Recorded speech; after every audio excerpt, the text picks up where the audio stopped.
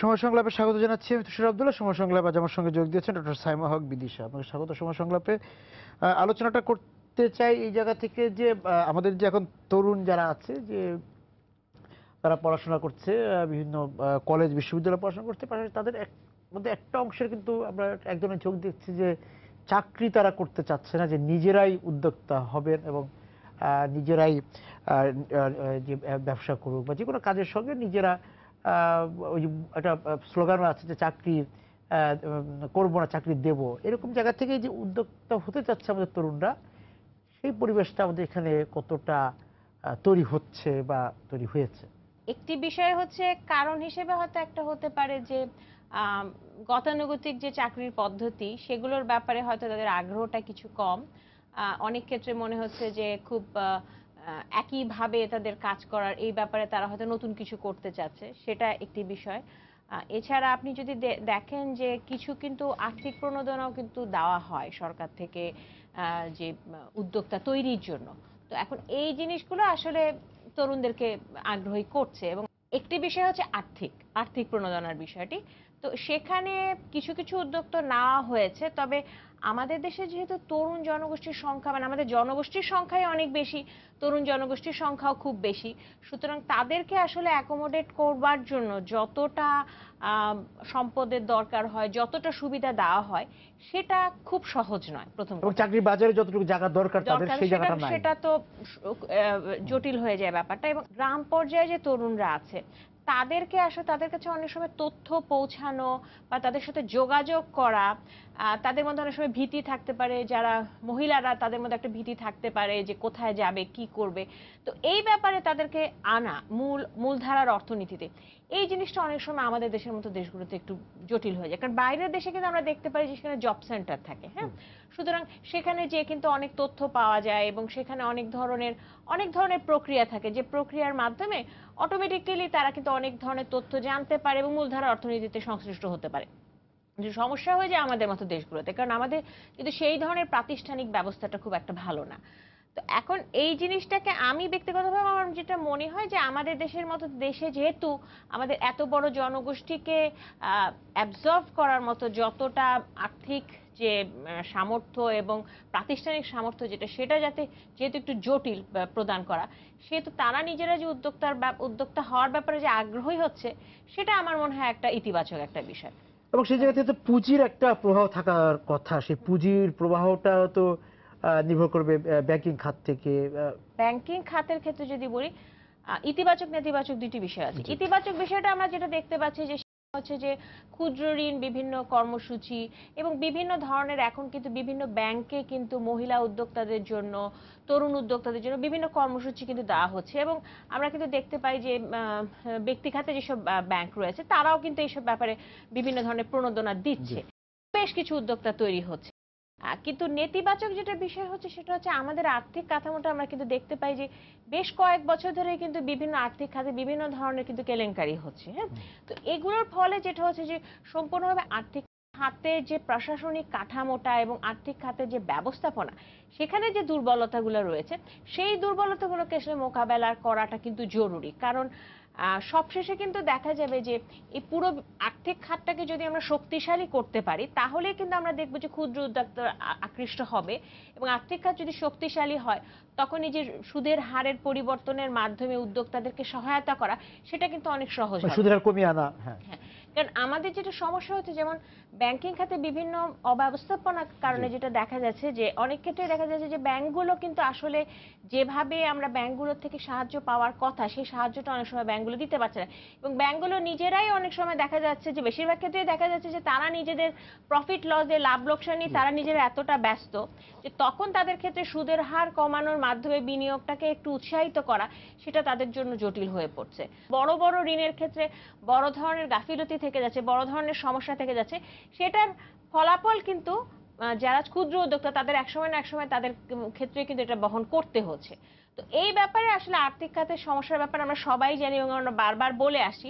তো এখানে যদি ইতিবাচক কিছু আমরা পদক্ষেপ দেখতে পারি, তাহলে কিন্তু আমরা ভবিষ্যতে আমরা আশা করতে পারি যে এটা কিন্তু ক্ষুদ্র এবং উদ্যোক্তাদের ঋণ নেওয়ার ক্ষেত্রে যে একটা সহজ ব্যবস্থা, সেটাও কি ততটা তৈরি হয়েছে? এটা তো একটা বিষয় একটা আছে যে যে কারণে আমি বললাম যে আমরা যদি দেখি তাহলে কিন্তু কিছুটা শিক্ষিত এবং হয়তো যারা উদ্যোক্তা তারা অন্যান্য বিভিন্ন বিষয়ে দেখে তারপরে তারা চিন্তা করে দেখেছে যে না, উদ্যোক্তা হওয়ার ব্যাপারে তারা আগ্রহী। এই ধরনের মানুষই কিন্তু আসলে যারা নলেজড পার্সন, এইসব বিষয়ে বিভিন্ন ইনফরমেশন যাদের আছে, তথ্য যাদের আছে। কিন্তু আমরা যদি যেমন নারী কিংবা একেবারে তৃণমূল পর্যায়ে, প্রান্তিক পর্যায়ে যাদের হয়তো প্রাথমিক শিক্ষা রয়েছে, তাদের ক্ষেত্রে কিন্তু পৌঁছানোর ব্যাপারটা বড় ধরনের একটা চ্যালেঞ্জের বিষয়। আমাদের যেহেতু জব সেন্টারের মতো বিষয়গুলো নেই, তাহলে এখানে আসলে যেখানে হচ্ছে বিভিন্ন সরকারি যে প্রতিষ্ঠানগুলো আছে থানা পর্যায়ে, উপজেলা পর্যায়ে, সেখানে কিন্তু আরো বড় ধরনের একটা উদ্যোগ দরকার, যে তারা কিন্তু চেষ্টা করতে পারে যে কিভাবে ক্ষুদ্র উদ্যোক্তাদেরকে তাদেরকে বিভিন্ন তথ্য দেওয়ার মাধ্যমে, ঋণের সুবিধার মাধ্যমে কোন কোন খাতে তারা বিনিয়োগ করতে পারে। কারণ একটা বিষয় হচ্ছে যে আমাদের দেশে একটা বড় সমস্যা হচ্ছে যে আমাদের দক্ষতার ক্ষেত্রে একটা সমন্বয়হীনতার অভাব আছে, মানে যেটাকে স্কিল মিসম্যাচ বলে। হ্যাঁ, সুতরাং অনেক জায়গায় কিন্তু আমরা দেখতে পাবো, মানে আমরা যদি গার্মেন্টস ফ্যাক্টরিও দেখি তাহলে আমরা দেখতে পাবো যে পোশাক শিল্পের ক্ষেত্রে উপরের পর্যায়ে কিন্তু আমরা অনেক সময় বিদেশ থেকে লোক নিয়ে আসছি। হ্যাঁ, যেখানে আমাদের দেশের ক্ষেত্রে অনেক যুবক রয়েছেন আচ্ছা, যারা হয়তো আগ্রহী, হ্যাঁ, তাদের হয়তো ওই প্রশিক্ষণ নেই। হ্যাঁ, আপনি যে জায়গাটা আসলেন প্রশিক্ষণ, হ্যাঁ আমি প্রশিক্ষণে যেতে চাচ্ছিলাম যে এই যে সে নিজে স্বনির্ভর হবে, নিজে ব্যবসা করবেন এবং ওই যে নিজে উদ্যোক্তা হবেন, সেই ক্ষেত্রে তো অন্যতম একটা মূলধন হচ্ছে প্রশিক্ষণ। হ্যাঁ, তার ওই বিষয়ে জ্ঞান থাকতে হবে যে সে, এখানে আমরা দেখছি যে নানাভাবে হয়তো সরাসরি তারা বাজারে যেয়ে কাজ করছেন কিংবা আজকাল অনলাইনের মাধ্যমে কাজ করছেন, ব্যবসা করছেন। এটা করতে গিয়ে আমরা দেখছি যে প্রশিক্ষণ বা জ্ঞানের অভাব, বাজার সম্পর্কে তার জ্ঞানের অভাব, এবং যে কাজটি করছে, যে ব্যবসাটি করছে, তার একটা জ্ঞানের অভাব আমরা দেখছি। সেইখানে প্রশিক্ষণের মাঠ পরিস্থিতি কি, সেইটা যদি আপনি একটু বলেন। আমি একটু প্রশিক্ষণে এসে থেমেছিলাম যে জ্ঞান, যে সেই একটা হচ্ছে যে বাজার সম্পর্কে জ্ঞান, একটা হচ্ছে তিনি যে ব্যবসাটা করতে যাচ্ছেন সেই ব্যবসাটার সম্পর্কে জ্ঞান। আমাদের কিন্তু সে ধরনের খুব সুনির্দিষ্ট কিন্তু তথ্য দেওয়ার মতো ব্যবস্থা কিন্তু নেই। এরকম কিন্তু নেই যে কোনো একটা তথ্য কেন্দ্র আছে যেখানে যে বাজার সম্পর্কে বলতে পারবে এবং কোনখানে তার বিনিয়োগ করলে, উদ্যোক্তা হিসেবে কাজ করলে সুবিধা হবে, সেখানে কিন্তু আমরা সেরকম কিছু কিন্তু আমরা দেখতে পাচ্ছি না। এটা একটা সমস্যা।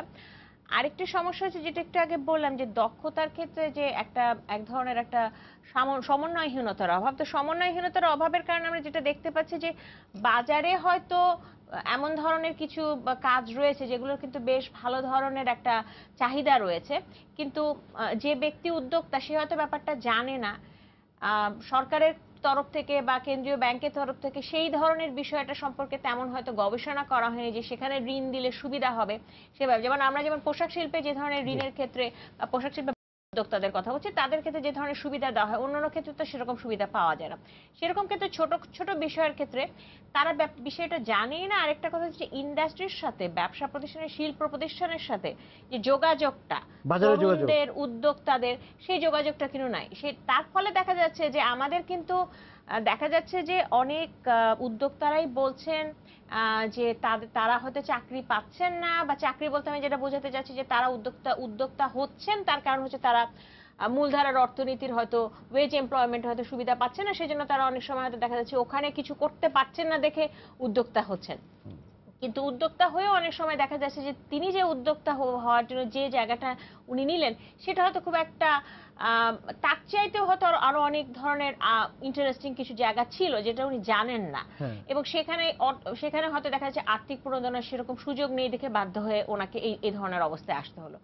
তো এখানে কিন্তু যেটা হচ্ছে যে নতুন নতুন যে বাজার তৈরি করা যেত, নতুন বাজার তৈরি করা যেত, যেটা আমাদের দেখা যায় যে আমাদের যেমন থাইল্যান্ড, ইন্ডিয়া, চায়না, হ্যাঁ, তারপরে শ্রীলঙ্কা, এই সমস্ত দেশে কিন্তু দেখা যায় যে আমাদের যে প্রশিক্ষণের বিষয়টি যেটা আমরা বলছিলাম, যে প্রশিক্ষণের যে টেকনিক্যাল এন্ড ভোকেশনাল ইনস্টিটিউশনের গুলোর সাথে কিন্তু ব্যবসা প্রতিষ্ঠানগুলোর খুব ক্লোজ একটা যোগাযোগ রয়েছে। হ্যাঁ, তার ফলে যেটা হচ্ছে যে তথ্য কিন্তু সে পেয়ে যাচ্ছে যে কোথায় উদ্যোগ করবে এবং কোন কোন ধরনের ব্যবসা প্রতিষ্ঠানের সাথে তার যোগাযোগ রাখতে হবে। তো এই জিনিসটা, এই তথ্যটা পাওয়া, এই প্রশিক্ষণটা পাওয়া। আর আরেকটা বিষয় হচ্ছে যে দেখা যায় যে সেখানে কিন্তু যে ministry of labour, ministry of commerce, তাদের সাথেও কিন্তু এই শ্রীলঙ্কায় যেমন, থাইল্যান্ডে যেমন, তাদের সাথেও কিন্তু এই উদ্যোক্তাদের একটা যোগাযোগ রয়েছে। এবং এই জিনিসটা হচ্ছে আমাদের একটা বড় সমস্যা হচ্ছে যে আমাদের স্কিল ট্রান্সফারেবিলিটি একটা সমস্যা, যে আমরা যে ধরনের প্রশিক্ষণটা দিচ্ছি এই প্রশিক্ষণটা অনেক সময় দেখা যাচ্ছে প্রতিফলিত হচ্ছে না। এবং আমরা যদি বিদেশের বাজারে দেখি, তা বিদেশের বাজারে কিন্তু আমরা এখান থেকে শিক্ষা নিয়ে যাচ্ছে, বাইরে কিন্তু সেই শিক্ষাটাকে আহ, দেখাতে পারছে না তার শিক্ষাটা। এটা কিন্তু আমাদের মেডিকেল কলেজের ডিগ্রির ক্ষেত্রেও কিন্তু প্রযোজ্য। মানে প্রশিক্ষণ প্রক্রিয়ার মধ্যে এক ধরনের সমস্যা রয়েছে। সমস্যা। আরেকটা জিনিস হচ্ছে আমাদের প্রশিক্ষণের বিষয় যেটা, সেটা হচ্ছে যে সবাইকে তো আসলে আমরা মাস্টার্স করা, বিবিএ করা, এমবিএ করা, বিএসএস করা এইভাবে তো আমরা চিন্তা করতে পারবো না। তো এখন আমাদের দেশের সমস্যাটা হচ্ছে আমরা আসলে এই ধরনের প্রশিক্ষণের পরে যে কাজগুলো, সেই কাজগুলোকে আমরা খুব একটা সম্মান দেই না। হ্যাঁ, এখন এই মানসিকতার পরিবর্তন তো খুব সহজ না, কিন্তু কিছু কিছু জিনিস যেমন করা যায়, যেমন মূলধারা যে শিক্ষা ব্যবস্থা, সেই শিক্ষা ব্যবস্থা আমরা যদি প্রশিক্ষণটাকে নিয়ে আসতে পারি, হ্যাঁ, তাহলে যে সুবিধাটা হচ্ছে যে তাহলে কিন্তু প্রশিক্ষণটাকে কিন্তু একটা সম্মান আমরা আমরা দিচ্ছি, শিক্ষা ব্যবস্থায় সম্মানটা দিচ্ছি। তো এই জিনিসটা কিন্তু জরুরি। এবং এর ফলে যদি একজন যে প্রশিক্ষণ নিচ্ছে সে বুঝতে পারছে, তার বাবা মা বুঝতে পারছে যে আচ্ছা এই প্রশিক্ষণটা কেন নিচ্ছি, এবং তখন কিন্তু প্রশিক্ষণ যখন দেওয়া হবে সেটা যদি ইন্ডাস্ট্রির সাথে যোগ করা হয়, শিল্পের সাথে যোগ করা হয়, উদ্যোক্তা বড় উদ্যোক্তাদের সাথে যদি তাদের যোগ করে দেওয়া হয়, তখন তারা বুঝতে পারবে আচ্ছা আমি এই প্রশিক্ষণটা নিয়ে তাহলে এখানে কাজ করতে পারবো, উপকারটা বুঝতে হবে। এবং এখানে কাজ করে আমার কিন্তু এই ধরনের আমার সুবিধা আছে। যেমন আমরা সবাই কিন্তু ইঞ্জিনিয়ারিং, ডাক্তারি এই ধরনের জায়গার সুবিধা আমরা জানি যে এখানে যদি আমরা পড়াশোনা করি কি ধরনের সুবিধা হবে, সাধারণ ধারণা আমাদের আছে, সাধারণ একটা ধারণা আছে।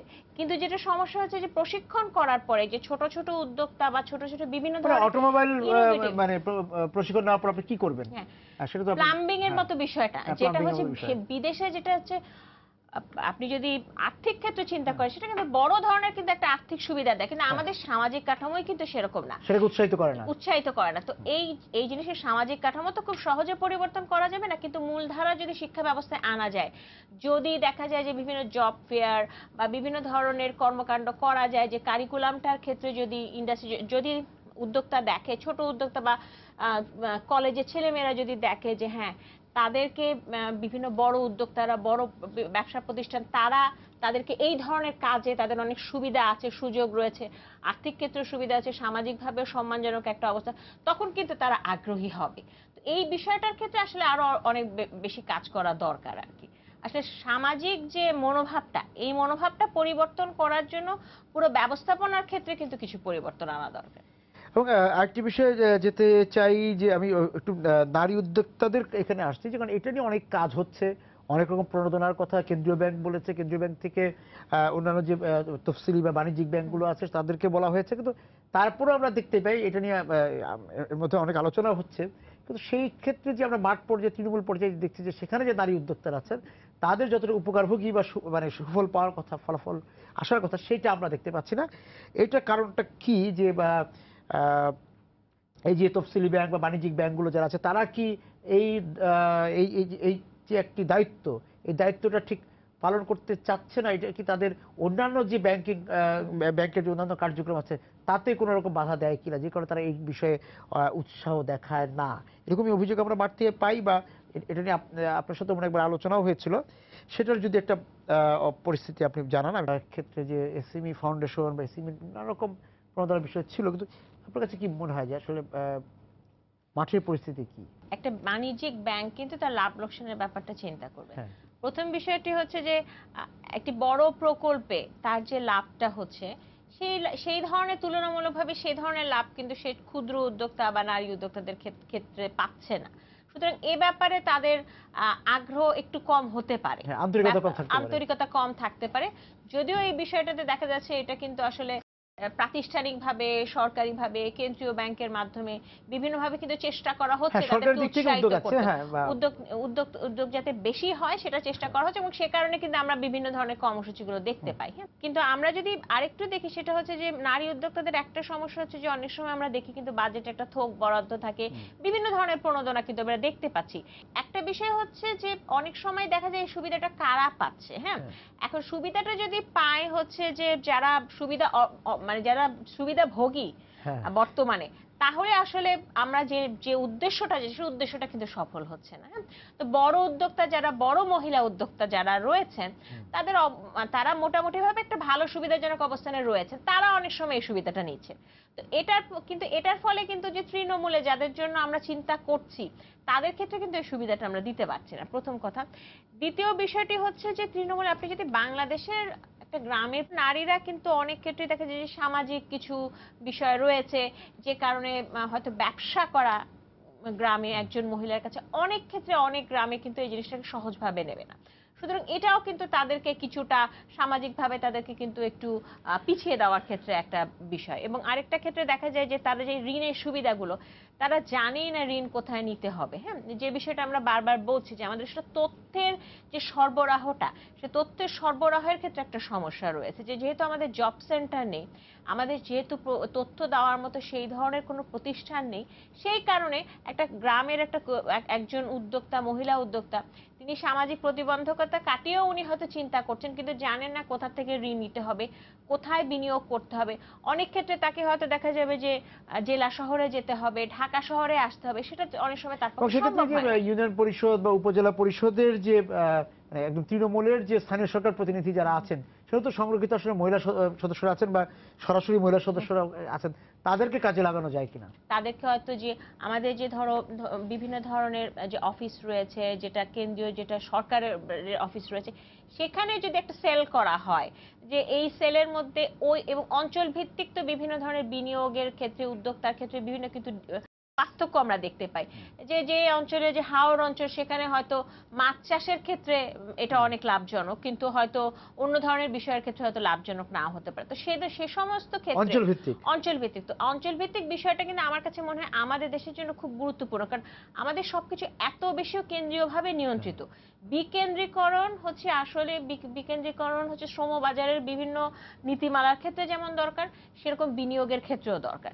এই বিকেন্দ্রীকরণটা একটা গুরুত্বপূর্ণ, এবং সেই বিকেন্দ্রীকরণের মাধ্যমে যে তথ্যগুলো যে দেওয়া, সেখানে যে ডেস্কটা থাকবে, যে সেলটা থাকবে, তার সাথে যোগাযোগ থাকবে ব্যাংকগুলোর, বাণিজ্যিক ব্যাংকগুলো তথ্য দিতে পারবে। এবং সে যদি একজন, যেমন আমি যদি নারী উদ্যোক্তার কথা, একজন মহিলা থাকতে পারে ওখানে, যে একজন মহিলার কাছে অনেক সময় দেখা যায় একজন গ্রামের মহিলা, উনি হয়তো বলতে স্বাচ্ছন্দ্য বোধ করবেন, তিনি হয়তো কিছু বিষয় তাকে সহজ করে বুঝিয়ে বলতে পারেন, এবং বলতে পারেন আপনার এই এই জায়গায় আপনার বিনিয়োগ করলে আপনার এই এই সুবিধা রয়েছে, এই ধরনের পরিস্থিতি রয়েছে, এবং তাকে হয়তো শহরে যেতে হবে না, বা সেই ধরনের কোনো পদক্ষেপ নিতে হবে না। সে হয়তো গ্রামের থেকেই সে হয়তো কিছু কিছু দু একটা, হয়তো একবার যেতে হলো বা এই ধরনের কিছু, সে যে ইনফরমেশনটা দরকার, তথ্যটা দরকার, সেটা শহর থেকে তার কেন্দ্রীয় ব্যাংকের সাথে কিংবা বাণিজ্যিক ব্যাংকের সাথে তাকে যে লিঙ্ক আপ করার ব্যাপারটা, সেটা করে দেওয়া হবে।